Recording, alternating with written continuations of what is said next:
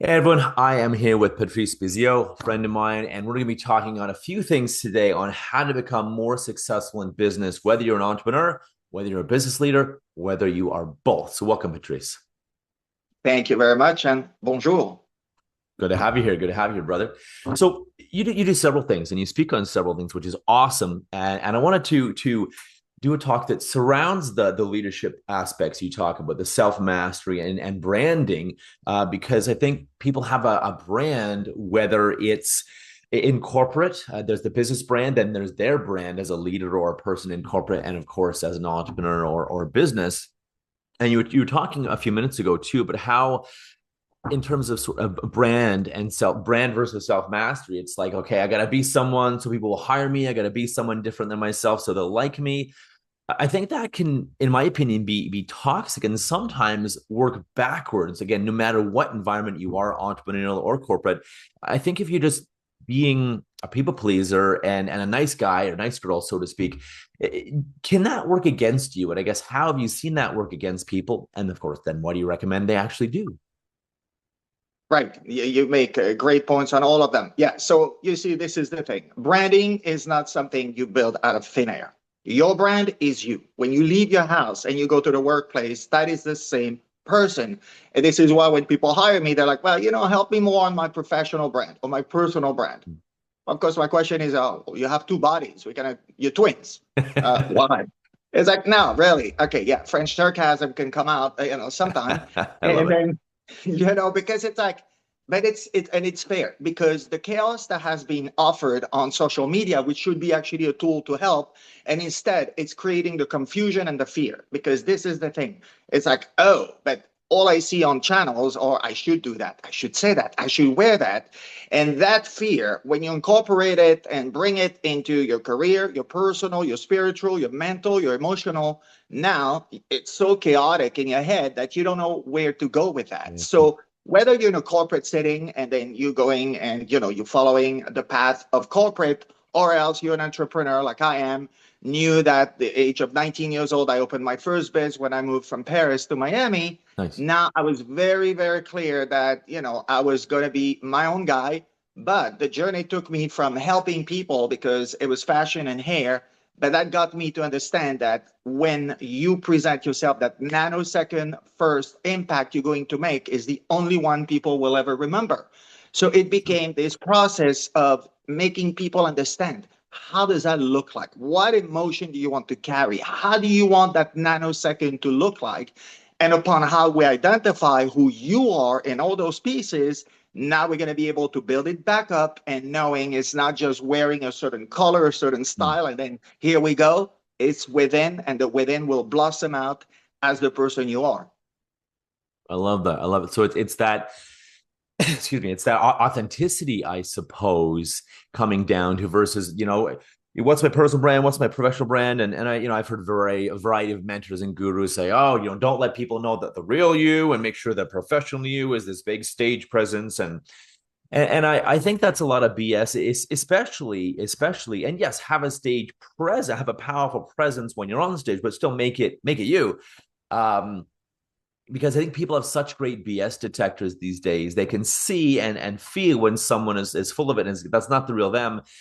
And I think it hurts them actually, because again, people, it causes a distrust, or they feel that you're being disingenuous if you're if they feel that, or if they see you this way in on stage, like say, like even how it happened to Ellen DeGeneres. She was nice on stage, nice person, but then in real life she was kind of a jerk. So I think, yeah, I think people see that, either they see you in two places, or they just feel that this is not, they're not being genuine, they're not being them. I don't trust them. And in my opinion, Patrice, that's what will cause people not to buy and to I guess run away from us. I'm not sure what your thoughts are on that, but that's what I think. Yeah, no, now you're tapping into exactly what I do. The first thing I help people understand is your authenticity. Mm. If you don't own that space, and I'm not saying that in some guru way, in some Yeah. Buddhist way, no, it is true because we are reactive beings. We are vibrational beings. We Yeah. made out of 75% of water, therefore we react to vibrations. Yeah, energies. And that we are aware or not, the thing is, when we walk into the room, what we do immediately is that connection, and that's the vibrational connection. And Yeah. spiritual or not, I mean, I've done a ton of studies, which I'm always offering my clients, because when we coach, it's not like some rule that I came up with. No, it's a fact. It's just biology. It's not even something debatable. It's literally science. So that authenticity ignites now the attention from the other person. And you're right, in business, if you don't feel that the person across from you, whether you're pitching a client for an account, you raising capital for your business, or you want that promotion or job interview, the concept is the same. Mm. That's the thing too. People are worried, oh, what should I wear? No, don't, before you worry about what you wear, be you. Show up as you. Because if you show up as fearful, wondering, questioning yourself, second guessing Yeah. yourself, the person in front does not want that. They want someone who owns their space. So, of course, Sure. now authenticity ignites trust. Now, from trust, we are going to build a relationship. We are going to date. We are going to do business together. We are Sure. going to buy each other's product. And that's why authenticity and owning your own space is crucial. Otherwise, there is no success. Fair. And it's that being real. What you, like you said, whether you're like hiring for a job interview or you're a leader in front of your team or an entrepreneur trying to pitch someone or a salesperson, it's that being real, like that authenticity. People are like, well, what is that? It's being real, being you. And as you had said, I tell people, your intention arrives before you do. That vibe, if you will, arrives before you do. And it's even proven by science. There's a psychological term called transference and countertransference. It's literally that energy between, well, in this case, therapist and patient or client, but still same person to person. We can feel their vibe, their energy, if it's trustworthy, if it's safe, or if like I need to run the hell away from this person. I think it's so true, and I love that. What else would you tell people about building your brand again, whether they're a corporate leader or whether they're an entrepreneur? What else is really important about building your brand to have people say we need him, we need her, she's valuable, he's valuable. Again, you have to first identify you. That's the most important one. And it is a step-by-step process, because this Fair. is the thing too. Now everybody wants the magic pill. You want to lose weight, take a pill. You want to be this, well, take Mm, that. mm. So the problem with that is that society wants fast and Yeah, faster. true. Good luck with that. AI is being incorporated into that. I use AI to help me, guiding me. But when I write a blog, or right now I'm writing my third book, I'm getting it as like, oh yeah, it ignites an idea. But now if I rely on that and be just part of the sheeple, well, you know what? No success will come from that. Mm, So mm. it's really crucial to understand that that's the most difficult thing to do. I was a people pleaser. For the longest time, I was super insecure, I hear all that. obsessed with making money. And then if I walked into a room, and then I belonged to that mastermind that gave me a very cool piece of information, which I will share. Now, out of 100 people, 100% of people, whatever, but you understand. 80% of people of those 100 don't want to know anything about you. They really, they don't like, they don't hate you, but maybe they even do. They want nothing from Hmm. you. So now you already have to know that that's only 20% remaining. When they say that, I'm like, oh, 20% love me. I'm not done. 10% of those people, you die, you live. They're not hateful, but they really don't care about you. Hmm. 10% are remaining. Okay, so 10% are loving me. I'm not done. 5% of those people, they're kind of okay with what you do. On occasion, they'll listen to a podcast, they'll read a blog, they'll watch a vlog. They're okay. And maybe they'll buy something from you every couple of years, maybe a course online, maybe an ebook, whatever you have to offer. Oh, okay. 5% of all these people are your crowd. They're gonna follow you. They're gonna listen to you. They're gonna trust you. They're gonna Hmm. buy everything there is from you. And if you think of the amount of millions of people you are catering to, and Okay. that's the thing too, being very clear in your niche market, because if you're not and you think you talk to everybody, you're not. And I've Talk to done that nobody. mistake too. Exactly. So that's the thing. It's really the piece of information to understand. Be clear in your message, be clear with yourself, be clear to who you talk to, because these are, and I don't care even if you're in corporate, when people say, oh, I work for the man. Okay, well, still, you are talking to a certain type of clients in order to sell you, or, your hard good or your services. Yep. And that's really important. You show up as you're clear about what you have to say, and you're clear about who you're talking to. And now that you know that you only have 5% of people that are going to love you, then be yourself, because there will be a group that's going to despise you anyway. True. So you might as well be you and let them despise you for who they are. And that's it. And let the trolls behind, because that's the thing too. They're All the always there. insults you can get on Yeah. social media, you have to pass through that and over that in order to get successful. And it's their own insecurity. If the trolls and haters, and because I know people say, "Oh, I don't want to speak because what if people hate me?" Or I don't want to put my thing on social media or put my video up because what if people don't like it? Or what if the haters start chirping?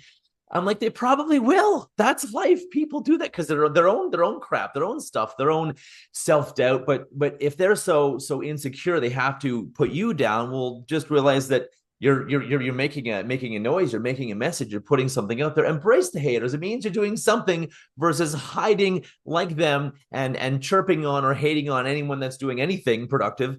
They're just hiding. They're back behind a computer screen, typing whatever, trolling whatever. Celebrate Yep. that you're doing something. So, and like you said, 5% of people may love you, and if you 8.5 billion people, 5% of that, oh my god, I mean 1% of 8 billion is 80 million. So whatever, call it, I don't know, call it like 350 million people. If you took 5% of the world that likes you, is that enough people for you? The 350 million people, is that enough for you to help support, serve, sell to, market to? Probably. So I love how you say that, and I too tell people, stop worrying what people think about you, and you only have to worry what 5% like you. If 5% like you, because to your point, that's really everyone else is in it for them. They're selfish, or they want to sell you, or they're not listening. They just want you to shut up and buy their thing. So avoid worrying. Avoid worrying. That's it. Mm-hmm. I love that, and that's such amazing advice for people who are to your point. I was full of self-doubt years ago too. I was lack of confidence, and I was a people pleaser. I was a spineless jellyfish. I was a yes man, etc., etc. And people didn't like that. I'm like, what the hell do people like? I'm like, well, people didn't like me because wow, Elliot has got no backbone. He's just too agreeable. He doesn't speak up. He doesn't share his opinions. He agrees with everyone. Even dating, I was dating. People didn't like me when I was dating because it's like you just have no backbone. You're not disagreeing. You're not challenging anyone. Providing any value. So I love this. In the last minute or two here, minute and a half, what is there some powerful advice for I guess self mastery of self and linking that to someone's brand, improving someone's brand by using self mastery? Yes, self-mastery is the basis of everything. The moment you get ready in the morning, that's why it's important. Quiet your chatterbox in the morning, a few minutes of meditation, something, journaling, Yeah, walking around the block. It's a in the sun. thing. It's not for, now your mind is clear. What Yeah, does the day look like? What is the goal of the day? Now I'm going to get dressed. Well, the way I'm going to dress is aligning with my emotions. And now I'm able to convey that message clearly, because it's like, all right, today I'm pitching my client. All right, what industry am I in? What weather is it? What part of the world are we in? Because there is also a code, for wardrobe. And that's going to get you to be ready. And that being ready mentally, spiritually, physically, now you're going to ignite that nanosecond authenticity that the person will receive on the other end. And now you're going to create trust. And now you are going to create success personally and professionally. I love that. I love that. Very cool. Very cool. So how can people reach you? How can people get a hold of you, reach you for either for speaking for their organization or for coaching? Yeah. Actually, I have a group on Facebook, Image Impact Index, because I do have a website that, my wonderful assistant of 4 years, who was apparently helping himself with my credit card, took my website down. So that was the Ooh, surprise I got a few days ago. that's So not fun. anyway, nonetheless, I'm on Instagram, and it's all either Patrice Bisiot, and it's with Image Impact Index. You can reach out to me. My email is info@talktopatrice.com. Ask me any questions you have. I'm all about the community. I'm all about serving. I Very cool. really am serious about answering within 24 hours. I will respond to you. And that's how you can reach out to me.